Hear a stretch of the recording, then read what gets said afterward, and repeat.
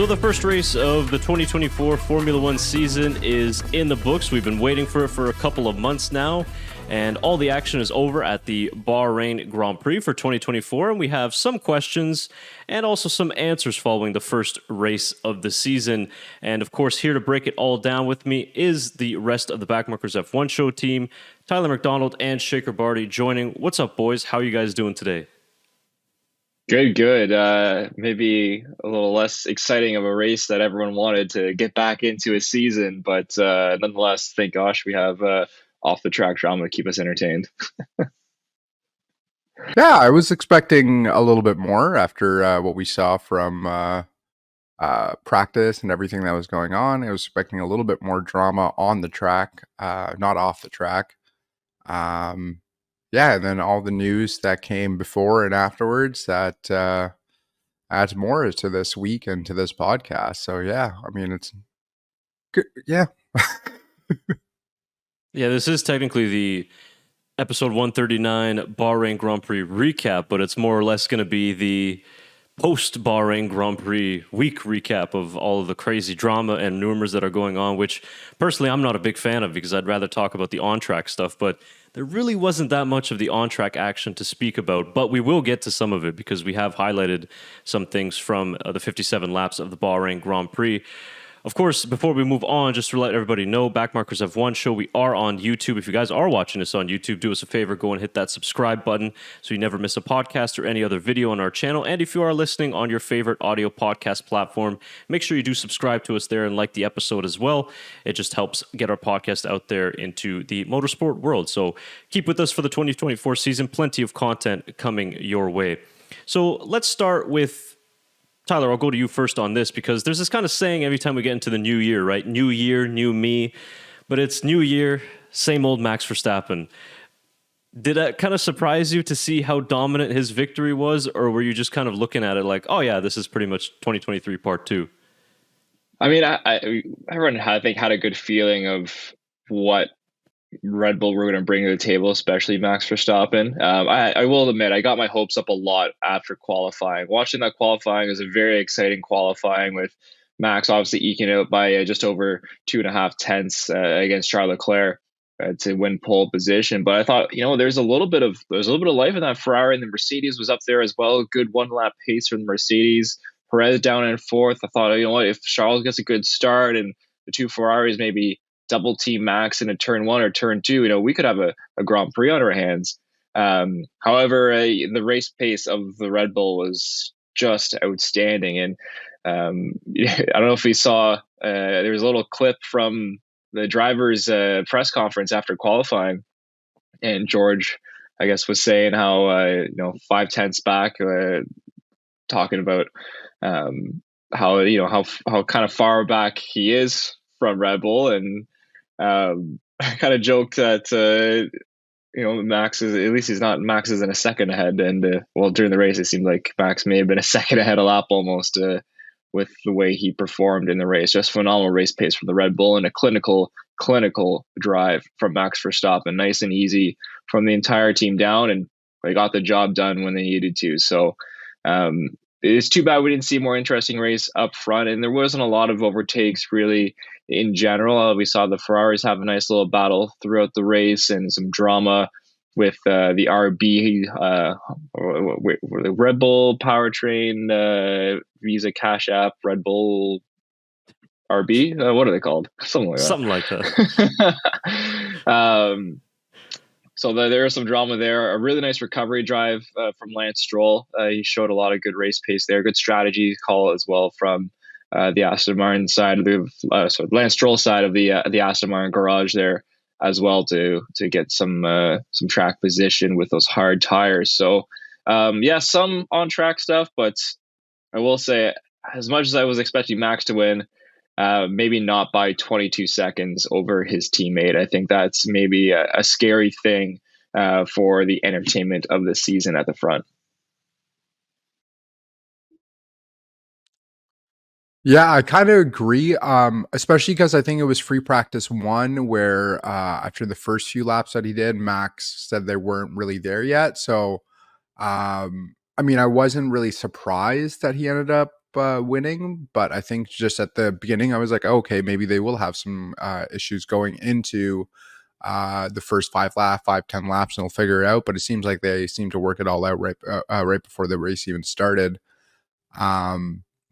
But like Tyler said, I wasn't expecting him to win by like 22 seconds. That's a crazy amount for the first race of the season, especially against his teammate as well. You think his teammate would be within a second or two, but nowhere close. So that was very surprising to see. It's nice to see that he wasn't affected by all of the Christian Horner drama that was going on the week beforehand. So really good win for Max overall, but it was nice to see a little bit of overtakes in the middle, but like Tyler said, there wasn't that much. It seemed like more the drivers kind of were getting used to the race pace of the New York cars. A few lockups on the overtakes. That's where most of them really happened. So yeah. And let me play a little bit into my fan side of Max Verstappen, because he does deserve a lot of credit for this victory, but also just his form. Let's not forget, and I didn't even really know this going into it, this was his 8th consecutive win, dating back to the 2023 Japanese Grand Prix. There's only been 2 drivers that have won more than 8 consecutive races in Formula One history. Sebastian Vettel with 9, and Max Verstappen with 10 when he set that record last season.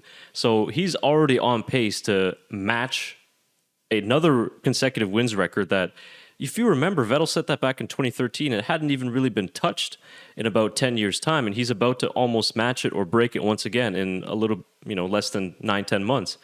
So absolutely impressive. His lap times were really unbelievable, and I'll just share this with you guys here just so you can kind of get a look at the race pace here, breakdown of the 2024 Bahrain Grand Prix. This coming from @big_data_master on Twitter. And he did some pretty good breakdowns here of the race pace. As you see, obviously, Red Bull out in front, about 4.5 tenths advantage over Ferrari, plus or minus, maybe it's closer to 5 tenths. And then McLaren coming in third there. But it is a pretty big gap. I think I was maybe surprised to see it that big, because last season in this Bahrain Grand Prix, exactly P2, which was Perez, same time, finished 11.9 seconds behind Verstappen. And this season it almost doubled to 22 seconds, like you said there, Tyler. Now, the good news here, if you want to play the optimistic side of things, is that P3 Sainz was closer this season, about 25 seconds behind, than P3 last season, which was Alonso, and he was about 38 seconds behind. So from that standpoint, okay, let's say a little bit positive, right? We also don't know what would have happened had Charles Leclerc not had those brake and disc temperature issues. Maybe, I would assume he would have been closer than Perez was.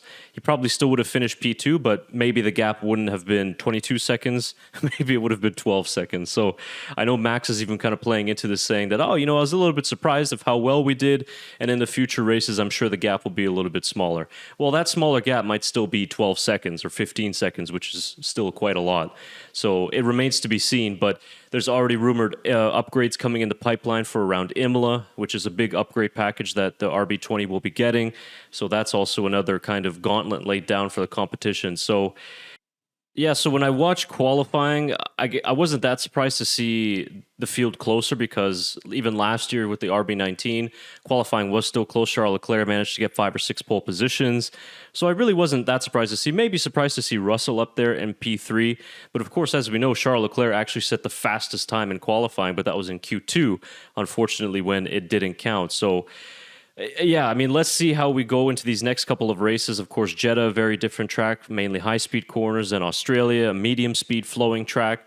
So let's see how big the gap will be eventually. But I think, guys, it's very obvious. Max Verstappen, the man to beat for the Drivers' Championship, and I think that his 4th world title is really in his hands for his to lose. So the second Red Bull, though, is closer. Carlos Sainz got closer to them. I think Charles Leclerc would have beat him. So that is some good news that it could spice up the Constructors' Championship a little bit, or it could, provide us with some interesting battles there behind Max Verstappen. But unfortunately, I think the battle for the championship is going to be lonesome this year for Verstappen again. So yeah, that was it on that. Now, let me ask you guys, because we're talking about Verstappen, I think we do have to talk about the news surrounding the Verstappen camp, because it kind of fitting, and then we're going to come back to the rest of the Bahrain Grand Prix. And man, what a crazy week this was. I was really hoping that after the last podcast that we finished, the next time we'd be on here, we would have a conclusion to this whole Christian Horner saga. We got the result of the investigation, and they kind of really found no wrongdoing. So Horner, of course, got to stay in his position. He was at the Grand Prix celebrating with the team, everything like that. And then, what was it? I think after qualifying, they had the big WhatsApp messages leak on Google Drive that got sent out to various media outlets, the FIA, Stefano Domenicali, Jos Verstappen as well. And then it kept going, And then Max goes out to win the race. What a great moment. Red Bull 1-2. And then a couple of hours after the race, Jos Verstappen comes out with these comments saying, if Christian Horner doesn't leave, Red Bull's going to implode and all of these different types of things. And it was just like crazy to see this whole thing, how it's playing out. And it really kind of opened my eyes to, I think maybe we have a bigger conspiracy going on here to remove Christian Horner from his position. Not that I'm a Horner defender or a Horner fan. I just think that is clearly the agenda. So I don't know. I guess before we get into some of the crazy news and rumors that are battling around, Tyler, what did you think of Jos Verstappen publicly coming out and obviously going against Christian Horner in the way that he did it? Well, I don't think he's going to get an invite down to the Red Bull garage anytime soon. That's for sure. I think he'll be watching all the races from home. But this is turning into a soap opera now. It's not even racing anymore. It's just a soap opera. And I don't know if the Drive to Survive series has to play a factor in that at all. Maybe it does. Maybe it doesn't. Maybe I'm reading into things, and I could be, but it just seems that way. You would agree, eh? Just firstly, it's getting a very, very dramatic. And F1's always been dramatic. There's always been little things here and there that have caused drama. I mean, we've seen so many conspiracy theories. I mean, talk about the tires in Indianapolis, and was it 2004? Is that right? Is that the right year? 05, I think, but I'm not exactly sure. One of the two. Talk about I want to say Deflategate, but it's not Deflategate. When Renault crashed into the wall. What was the? Oh my god! I can't believe I'm Crashgate. Oh, there we go. Crashgate. So there's lots of different. And those are just two examples of different drama throughout the years. And maybe this one's Hornergate. I call that one Hornergate. Or Hornygate, maybe. There it is. Depending on what we believe is true with the allegations. And maybe the disgruntled employees, Max. Who knows? But no, in the end, it is just silliness. And for Jos to go out publicly and talk about his disgruntlement, I mean, obviously there's something in the bigger picture here rather than keeping it all in-house. Things will get leaked or said publicly if there's not a reason behind it or an end goal in sight for that. It happens at every single major sporting, even minor sporting league. It happens in football, happens in soccer, happens in hockey. You publicly call out certain people to try and motivate them or create change. So towing the line is Jos Verstappen. He's towing the line of what's kind of acceptable and maybe what isn't. Who knows what's going to come out from this? But in the end, it's creating a lot of stir on Twitter and all the social media shaker. I mean, it's just crazy drama all over the place. Yeah, I mean, the crazy thing I saw about Jos Verstappen today is him apparently talking to Toto Wolff about Max possibly joining Mercedes in 2025. So, I mean, it's just the last week, I think, has been more crazy. Not rumors, but there we go. Wow. Good job, producer Chris. We did not plan that, by the way. I just had it in the tab. Shaker was telepathy right there reading in my mind. But yeah, I think I read that a few hours before we recorded this. But yeah, it's just crazy the amount of news and drama that is coming out of Red Bull the last 2 weeks, not about the actual racing. It's more about the actual team itself. And I don't know if it's a conspiracy, but it seems like people want Red Bull to fail or fall, I guess this year is more the right word. We wanted Mercedes to do that when they were dominating Yeah. too, and now we want Mercedes back, and it'll be the same Yeah. thing if Red Bull falls down and Ferrari dominate. Like, oh, let's get Red Bull back. Like, people just want 3 teams or 4 teams to be able to win on every single race. Yeah, because I mean, And sorry, go ahead. No, go ahead. Go. I was gonna say No, if they win this season, go ahead, Tyler. Go ahead. I'm so sorry. Neither of you can talk. It's my turn. No, but if Max does go to Mercedes, I mean, maybe that the talent he brings to Mercedes makes it an even game. Who knows? Sorry, Shaker. I was gonna say, I mean, if Red Bull won this year, I think that makes them 8-8 with Mercedes going into the 2025 season too. So I mean, it's just crazy amount of drama and rumors because if you have Lewis at Ferrari, you have Max at Red Bull, Max at Mercedes, who goes to Red Bull? Sainz maybe goes to Red Bull. Goes, little homecoming there from him starting off. Yeah, I mean, we could start our own rumors. Yeah, you know what we should do? We should release a graphic with our predictions for seats for 2025. Yeah. We'll just see Twitter explode.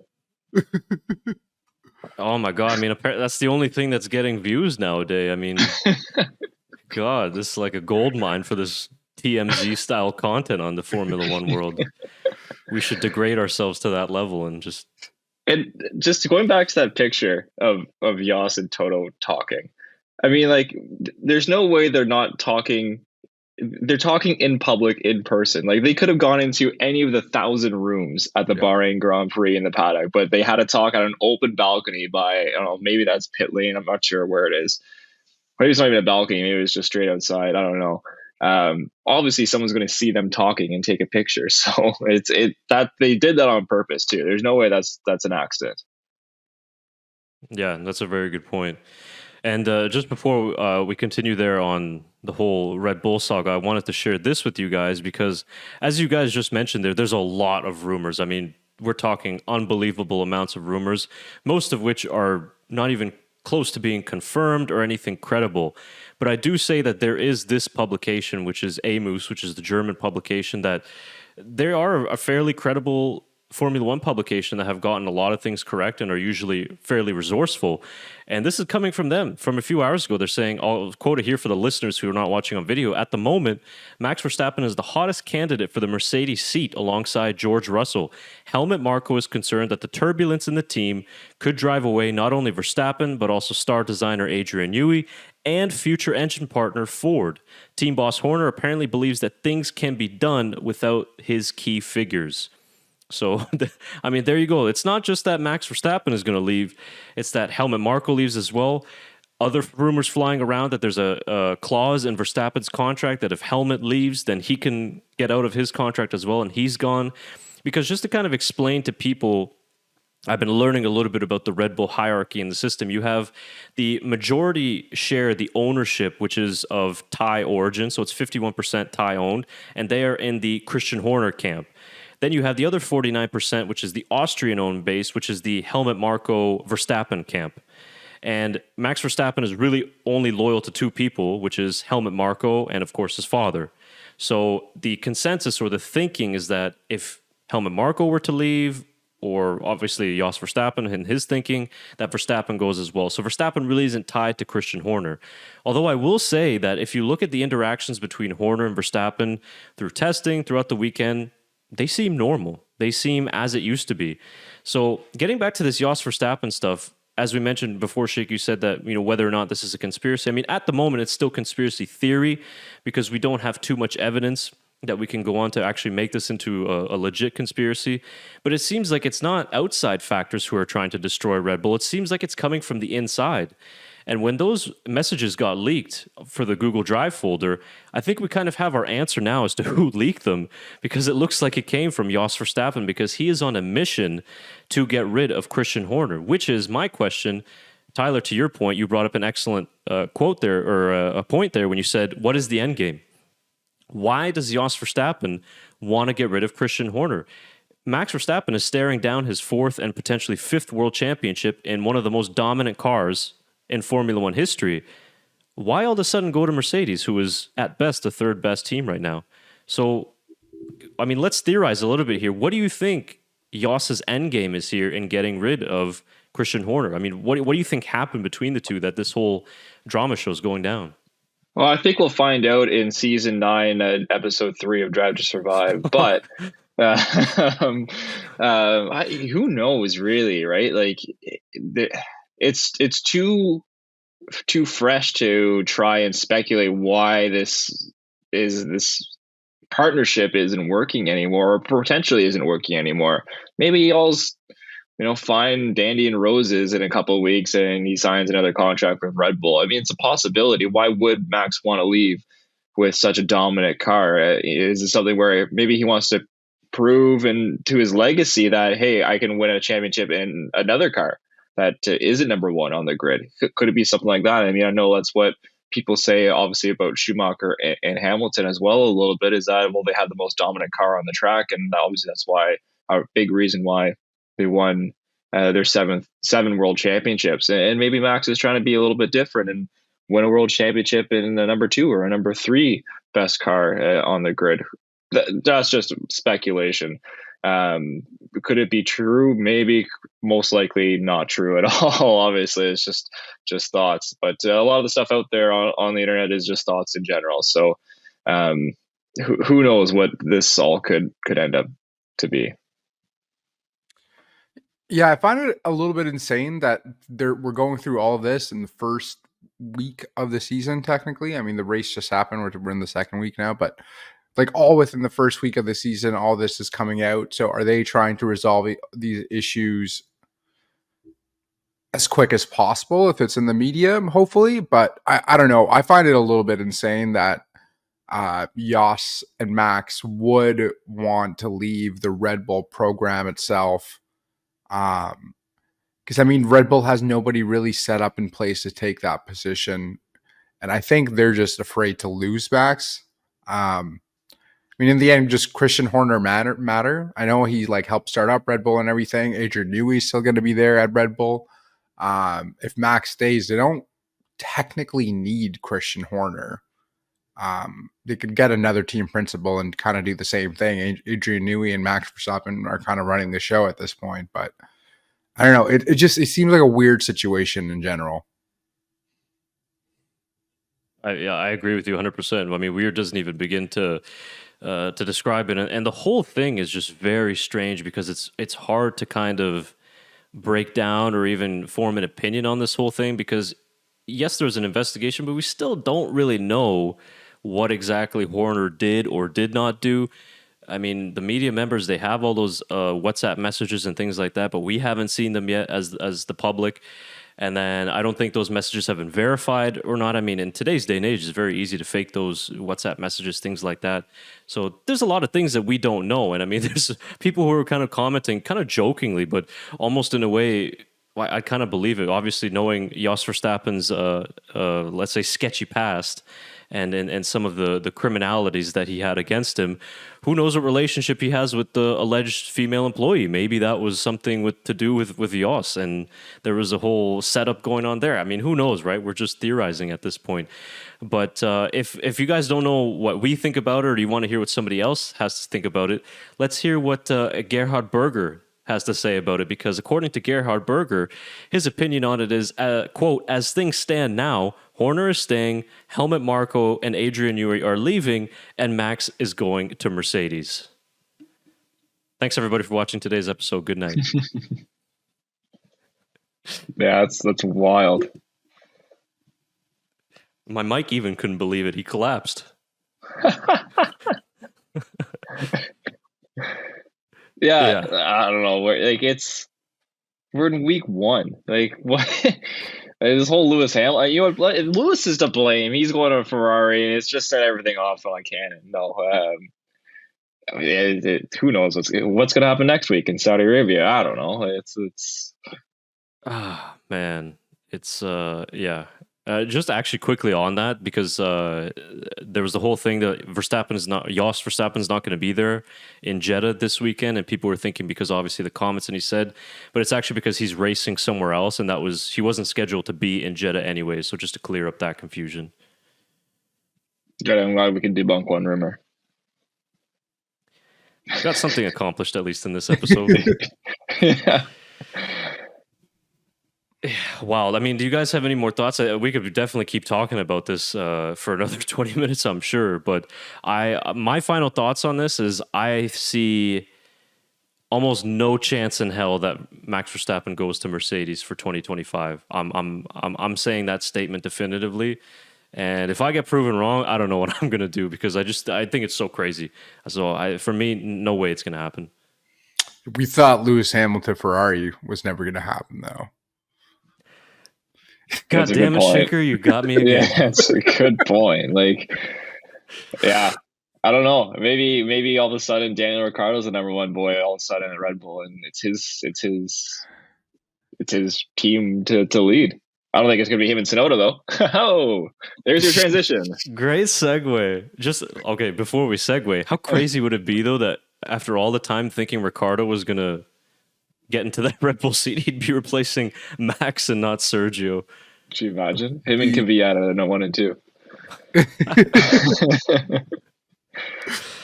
Oh man, straight comedy. Okay, Tyler, let's use your segue then, and let's get back to the actual racing. Comment if you're watching on YouTube what you think of the whole Verstappen saga. We might have to clip this off and try and get some clickbait views on our channel. But anyways, let's continue on.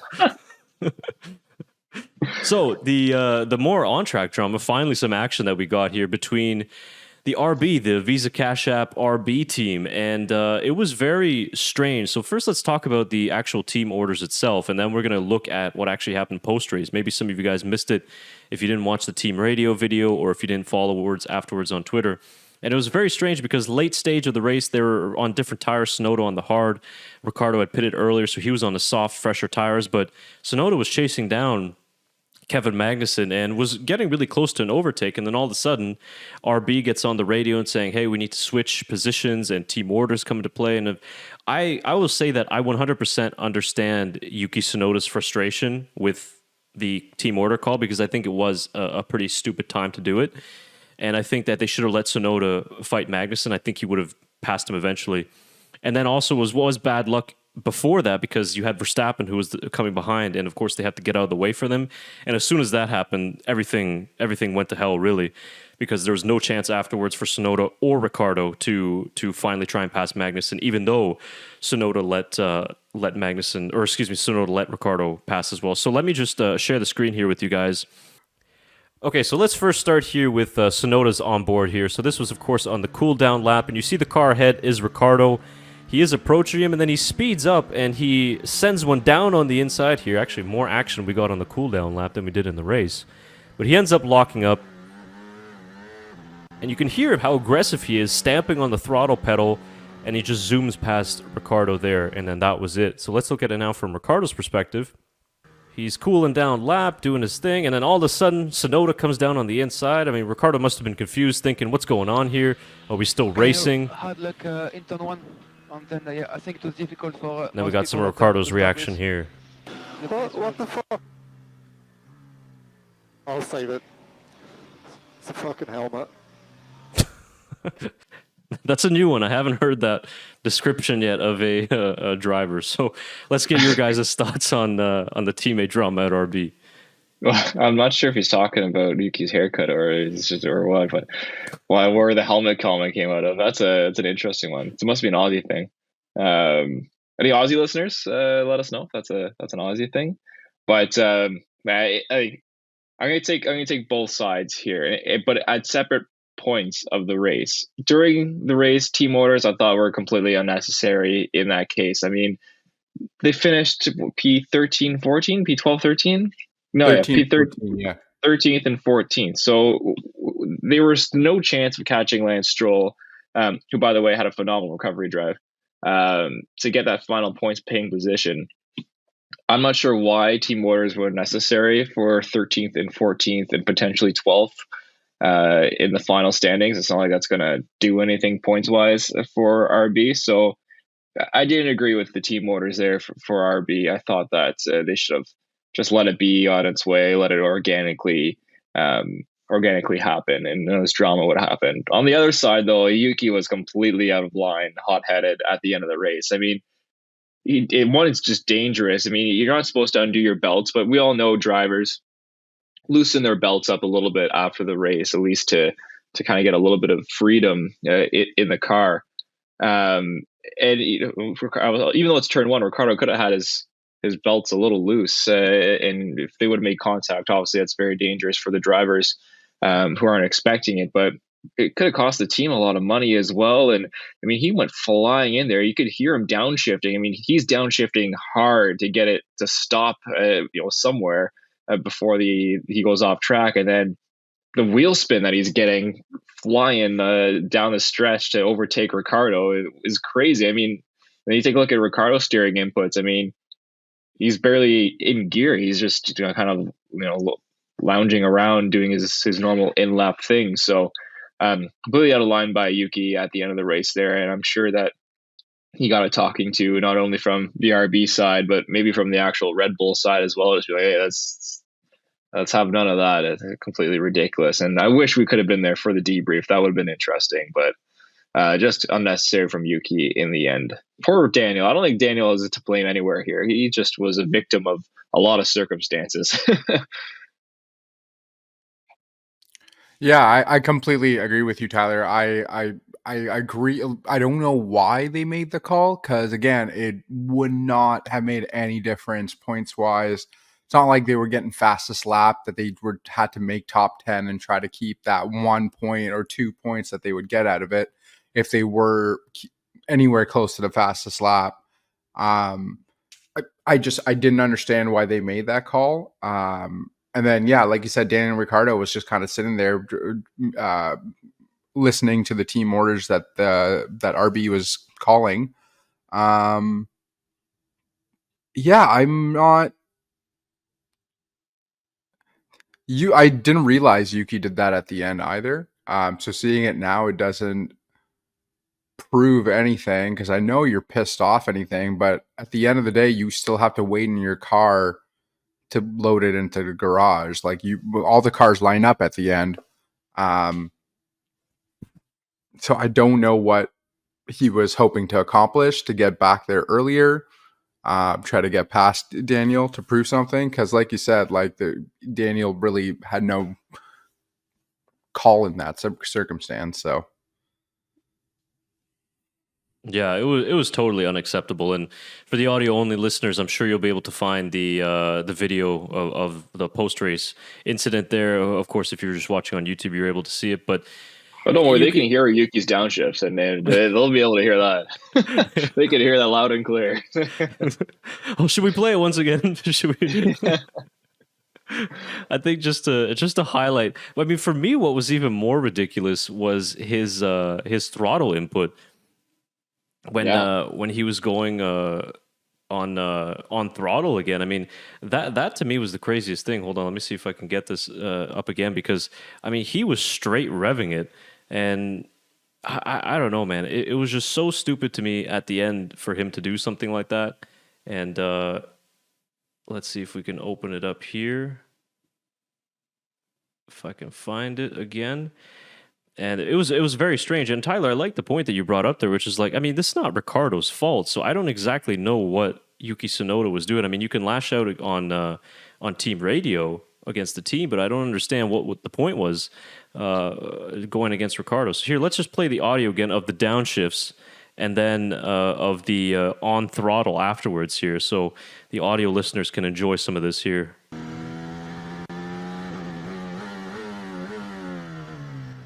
I mean, that's heavy torque right there.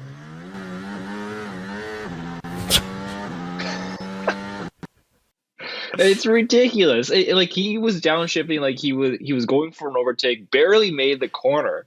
Like obviously the tires are a little colder, but he still barely made the corner. And then was flying up like he was. Anyways, it's ridiculous. Yeah, like Yuki went into that corner like, how much engine braking do you want? Yes. Yeah.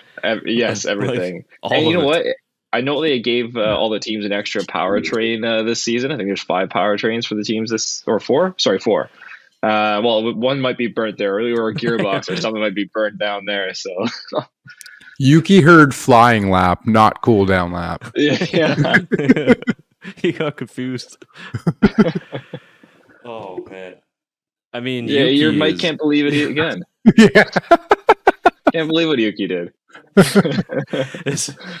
the vibration of Yuki's downshifts have made my microphone fall over in disbelief. Yeah, man. I mean, it's crazy to me. I mean, what is it? We're in his 4th season of Formula One now, 2021, 2, 3. Yeah, 4th season of Formula One. And he's getting a little bit better, but he's just not learning, from this immaturity, from these outbursts. And it was just not good. And especially when you got a guy like Liam Lawson, who's sitting on the sidelines, who is like unbelievably highly rated by even the top executives at Red Bull. Man, like you're going into a year where you got to show something that not only are you good enough to stay at RB, but that they should consider promoting you to Red Bull. And this is certainly not going to help his case. So Yuki Tsunoda, for me, he's got to do way better than that. And it should be interesting now with this whole Ricardo Tsunoda thing. But also Ricardo's got to step up too, and he's got to beat Yuki Tsunoda handily this season if he wants any shot of that Red Bull seat to replace Max Verstappen, possibly. I wore this sweater specifically for Yuki today. It's got a bull on it, and it says premium beef because that's what he's got. And then Yeah, he does. 1-800 fuck off.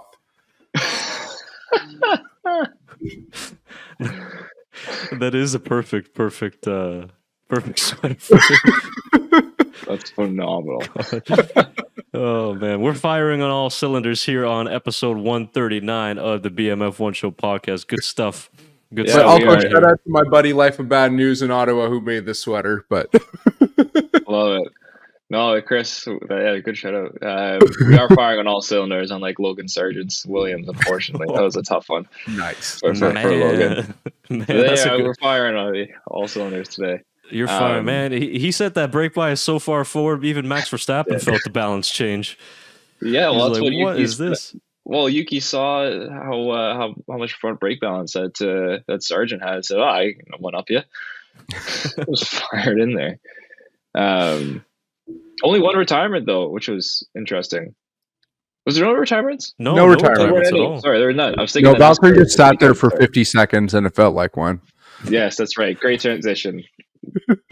Great transition. Poor Valtteri with those pit stops. He gets done up on another wheel gun issue where the lug nut won't come off. So are you saying that from now on at Sauber, their pit stops, there's going to be a lot at stake? Oh, come on. What is this? The meme podcast of 2024? Hey man, apparently nowadays on YouTube, the only way to get any traction on videos is to be as ridiculously silly and comical and clickbaity as possible. So we're just going with the flow. Nice. That'll be a good The flow. YouTube short. Yeah. Was there anything at stake? Because isn't this one of the Muslim countries that they're not allowed having steak? It's just kick Sauber. Is it? Well, I'm not sure. I thought they had it on the car this weekend. I don't know. They on the Formula One website, they don't even have steak listed as a thing. They just have kick Sauber. maybe you're right then, yeah. I'm going to look at the photos from the race. I mean, you're probably right, but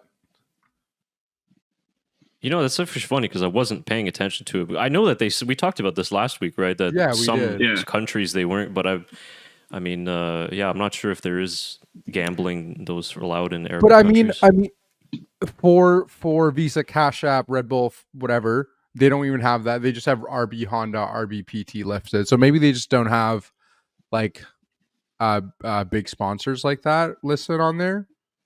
But I mean- stakes all over the car. It's on the halo. It's on all their fire suits. It's on the nose of the car. So this Maybe it's on their pit boards. So it wasn't this race that stakes not allowed. It's all over the place. Okay. It's actually on their fire suits twice. Okay. It's 3 times, sorry, on the back and twice on the front. in case you didn't see it the first 2 times. Yeah. It's their biggest sponsor. They got to show it every angle. Yeah, true. So Yeah. and it's on the mirrors as well. So yes, it was definitely everywhere. So yeah, I mean that was pretty much it, I think, from the race. I guess the last one that's related to the race that we'll get to before we get to some other pretty crazy news that's kind of broke in this last 24 hours is Alpine. And Shaker, you sent this to us earlier in the chat that Alpine, of course, had a terrible Grand Prix as expected right at the back of the grid. And then, of course, off track, it hasn't been going well for them either because they've had some key figures leave the team, including technical director Matt Harmon. So horrible start to the year for Alpine. And I mean, it's going to take them a couple of races to figure out this concept. They are pretty massively overweight. They're lacking downforce. Their engine has been lacking speed, but that's been dating back to even the last few seasons. It's kind of a disaster, I think, to say for Alpine, because if you look at the rivals, I mean, Haas is not as bad as we thought they were going to be. Even Sauber is showing some decent pace. A lot of these teams, Williams as well, despite their struggles in the first race. So it seems like Alpine, at least for the first half of the season, is going to be clearly the slowest team on the grid.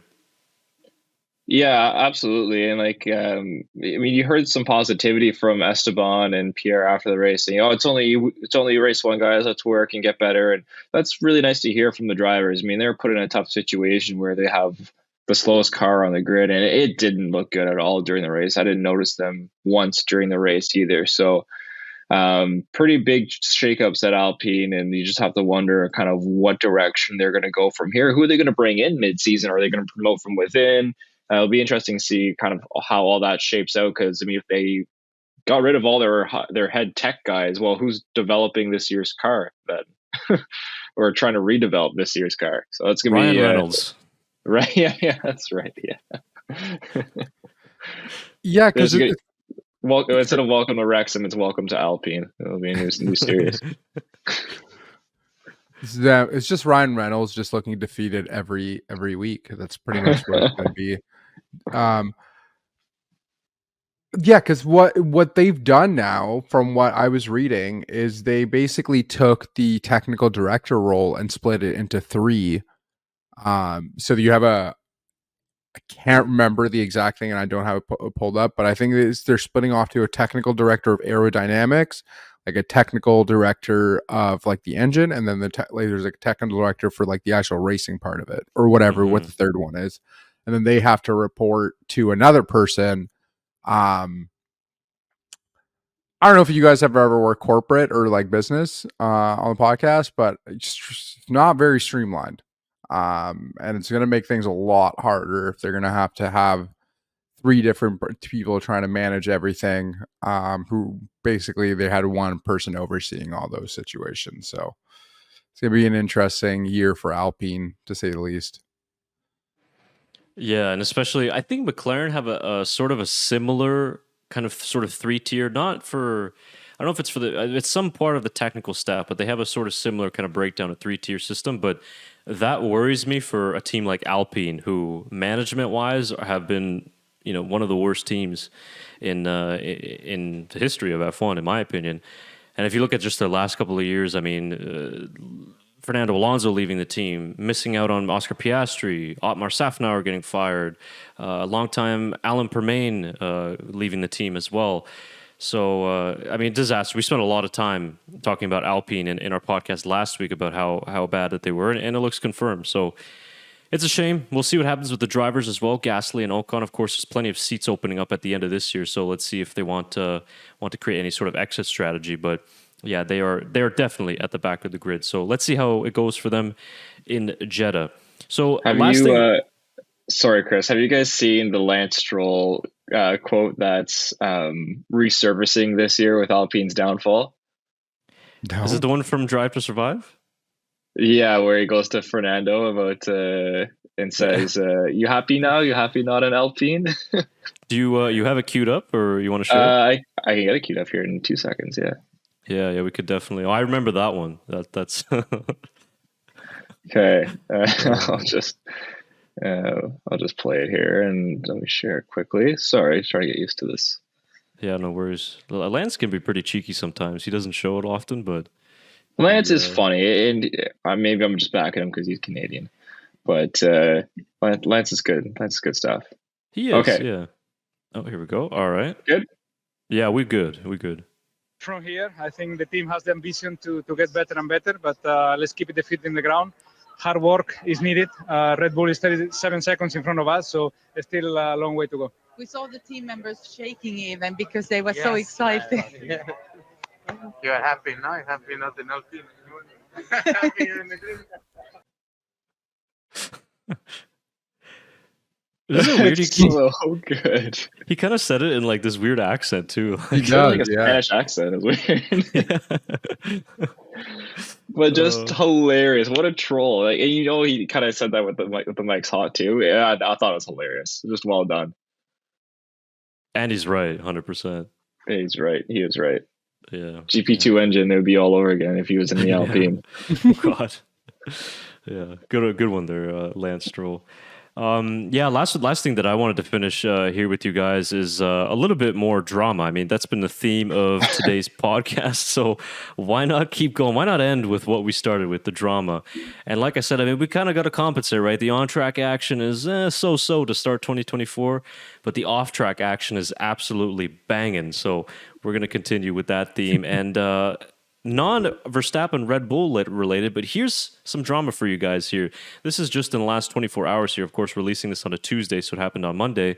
And this is breaking news. The president of the FIA, Mohammed Ben Sulayem, is under investigation for alleged attempt to interfere over a race result. A whistleblower has told the FIA that Ben Sulayem allegedly intervened to overturn a penalty given to Aston Martin's Fernando Alonso at the 2023 Saudi Arabian Grand Prix. The allegation made by the whistleblower is that Ben Sulayem called the FIA's vice president for sport for the Middle East and North Africa region, who was in Saudi Arabia for the race in an official capacity, and made it clear he thought Alonso's penalty should be revoked. As of this time, Ben Sulayem has yet to comment on this. Just your typical average week in Formula One. Well, that's a good way to transition to our Saudi Arabian Grand Prix preview, I guess you could say. But I don't remember what this penalty was last season for Fernando.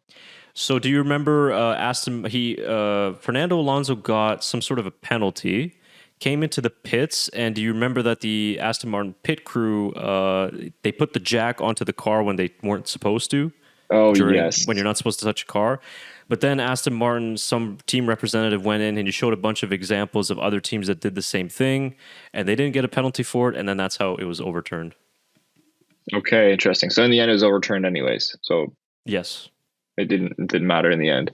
Interesting. So I mean, it's all a wash there as well. But I mean, maybe he'll be at the race then this weekend in Saudi Arabia if he wants Fernando to have a good result in Saudi. I don't know, but it's an interesting one. I don't know how much to really go into that. I mean, a whistleblower could be a whistleblower. Who knows? It could be someone looking to try and get content as well for themselves. So until there's more official stuff made out of it, I'm not going to look too closely at it. However, I will say you don't want your head of FIA to be meddling into any races. That's not going to look good for the sport at all. So hopefully it's not the case and we can all move on. Yeah, I mean, my opinion is if that decision was overturned anyways, and he was calling to revoke the opinion because a bunch of other teams were doing it, is it really like a bad thing? If he's the FIA president and he's letting them know that they should be revoking that because every other team does it anyways, I don't know. I don't really see it as a bad thing, but I guess we'll find out if it turns into anything more. But I don't know. Yeah, and this story really is very recent. We are recording this on a Monday evening, and this story only broke at about a few hours ago here on Monday. So probably a lot has changed by the time you guys are listening to this, and of course by the time we get to Media Day in Saudi. But yeah, Media Day will be quite the interesting time at the Jeddah Corniche circuit. Probably not a lot to do with the actual racing, but let's bring this podcast and finish it on with some actual F1 racing, as we do pride ourselves for being a channel that talks about the sport, but of course so much happened off track, we did have to talk about it. So Jeddah Corniche circuit, very high speed. Not a lot of slow speed corners, very high risk, of course. We've seen a lot of safety cars and red flags here. So what are you expecting from this race? We'll get your final thoughts here before we wrap up on this podcast. Tyler, I'll start with you. Are you expecting much of the same as we saw in the first race, or maybe any little bit of surprises here with this different type of circuit? Well, I do love Saudi Arabia. I love the circuit. I love the Saudi Arabian circuit. I think it's high speed, very, very technical, and no room for error. And I just love it. Yes, it's kind of more on the dangerous side, but that's what F1. You want that little bit of a danger fear in F1. That's what separates the A class drivers compared to your regular F1 drivers. The ones you can really put the pedal to the metal and have no fear. I was going to say something else, but have no fear in them going around this track. It's just so high pace, fast pace. It creates great watching, especially for qualifying. It might be the best qualifying of the year, in my opinion. I think anything can happen at this circuit, whether it's in the first corner or a mistake happening for anyone. You're just inches away from the barriers at all times, and we've seen Max make mistakes here. We've seen pretty much every driver on the grid make mistakes here. So I think it's all up for bid on who could actually win this race. I mean, obviously Max is going to be the number one favorite, but if he gets into any sort of trouble, people are going to be right there to pounce on it. So I'm really excited for the Saudi Arabian Grand Prix. I think it's going to be a real fun one.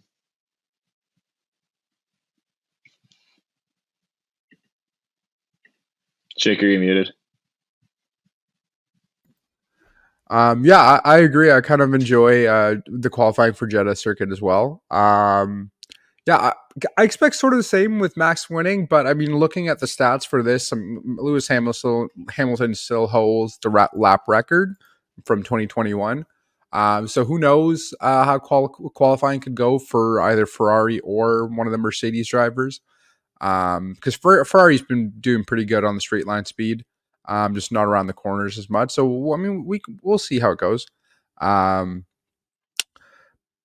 Yeah, a lot of crashes. So I mean, in last year's race, so we don't really know what the results are going to be in terms of the mid teams, because it's going to switch around so much. But it should be an exciting race overall. Hopefully. Yeah, exactly. Hopefully better than the first one. But yeah, I'm excited to see how big the gap will be. Of course, assuming Verstappen gets pole or gets the win. But also, it's a different characteristic, so let's see how this affects the different cars and the new designs for this season. And also, a lot of teams did have struggles in that first race. I mean, after a very flawless testing and even free practice, Ferrari had a ton of issues. Mercedes had cooling issues. Williams had the brake bias issues. Sauber with the pit stops. So everybody had some sort of issues other than really Red Bull. And so I'm excited to see if we can get clean running from these teams. I want to see what is the pace of the SF24 like in the hands of Charles Leclerc? Are we going to see a continuation of Carlos Sainz taking the fight to Charles Leclerc? Or is Leclerc going to push ahead of Sainz and maybe challenge Max Verstappen?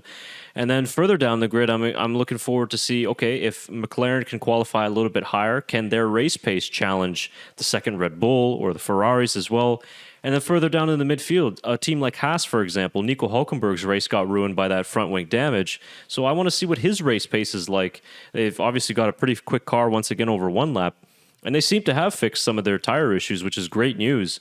But I want to see them in the hands of Nico Hülkenberg, how good that car can be, and also Williams as well, minus their issues. So if we can see these teams kind of get everything operating correctly with no problems, maybe we get a little bit of a better look at the pecking order as we get into the second race of the year. So this is always an interesting circuit because it throws up the potential for safety cars, red flags, things like that. So I think obviously it's going to be interesting to watch. And like I said, of course, the build up to the race will be quite interesting as well. We'll see how Max Verstappen handles it.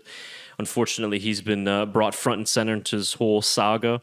But I don't think it's going to affect much of the on-track performance, honestly, because they operate so well, minus the beef. So, yeah, once again, this is a Saturday race. Reminder to everybody out there, this will be the last Saturday race for now until we get to Las Vegas. So this will be the final Saturday race for a while. So practice on Thursday, qualifying on Friday, and Grand Prix on Sunday. So we hope you guys will be able to join us following the race a couple of days afterwards, and we'll be bringing you guys another review podcast of that race. So that's about it for me and my list of topics to cover for today. I'll leave you boys with the final thoughts if you got anything on your mind you want to get out there. Yeah, no, just quickly, I want to touch on just Aston Martin were really, really strong here last season. And I'm really interested to see how their car performs this weekend in Saudi Arabia as well. See if they can maybe pull a surprise. We've had 3 races in Saudi Arabia and 3 different winners. Lewis Hamilton winning in 2021, Max in 22, and Sergio Perez last year. And we go 4 different winners in 4 races. I hope so. Make it really interesting. Yeah, I would love to see continue the trend of last year, where the first few races we had a different podium winners almost every single, Max was there almost every race, but the other 2 being different. So I'm excited to see that trend. So maybe we'll see somebody else other than Sainz or Perez in up in the podiums. Yeah, it should be. Sorry, my dog just started to sleep, whimper. And that's our final segue. But yeah, it should be exciting just to see what happens overall, because like we said, it's a very fast circuit. So yeah, it really is. And Sergio Perez, also great track for him. 2 pole positions here and the race victory, like you mentioned. So, yeah, plenty to watch and plenty to look forward to. And we've got it all here on the Backmarkers F1 Show YouTube channel. Of course, not only the home of the BMF1 Show podcast, but also for other videos as well, post-race analyses, race previews, and various different things. And also, if you go to the homepage on the channel and click the Shorts tab, we also do post some short content to there as well. Probably some clips we'll be uploading from this podcast if you don't want to watch the full version. And of course, if you are listening, whatever your favorite podcast platform out there, we are on iTunes, Spotify, Google Podcasts, iHeartRadio, wherever else you get your podcasts, you can find us, the Backmarkers F1 Show podcast. Subscribe to us and head to the description below, and you'll see all of our social media links. We are on Instagram, Twitter, on Facebook, and you can stay up to date with all of our latest news and content for you guys. Tyler Shaker, thanks for joining me once again. It's been a really fun episode. We covered a lot of interesting topics, and I think we'll have plenty more to talk about after Saudi Arabia. So thank you guys again. We'll see you soon. Thank you all out there for watching and listening. We really appreciate the support, and we hope you guys join us again very soon. But until then, I'm Chris Cato. For Tyler McDonald, Shaker Barty, this has been episode 139. See you soon. Bye for now.